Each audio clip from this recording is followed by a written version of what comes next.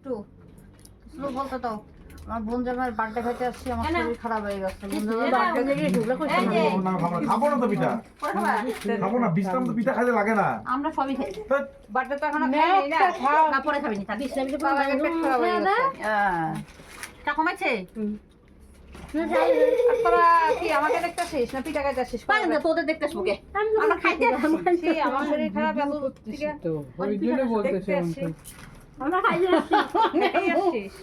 আমি পড়ে যাই, দেখ কেমন অ্যাক্টিং আমি করে। সারাদিনে ভাত খাত কিছু খাইনি, না খাই আছে তোর খাইতেছিস। কোনটা বেশি দেখো। চিপস? আমি খাবো না। চিপস খাওয়া, চিপস টাকা দিয়ে হসপিটালে ভর্তি হতে লাগবে। চিপস খাওয়া, চিপস। ভাঙা বিস্কুট ছিল তুই খা বেশি করে। Money, any reply? কি Any reply comment? No reply. কিসের জন্য?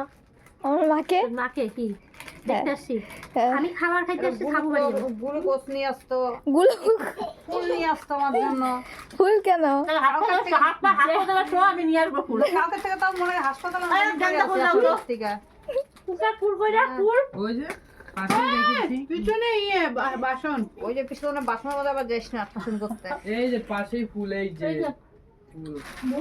ফুল চাইছিস তো মানুষ বললো ভালো ফুল দে, তোরা ওগুলা ফুল দিয়ে খাইতেছিস ঠাকুরের ফুল দে। বান্দা, এই যে বান্দা।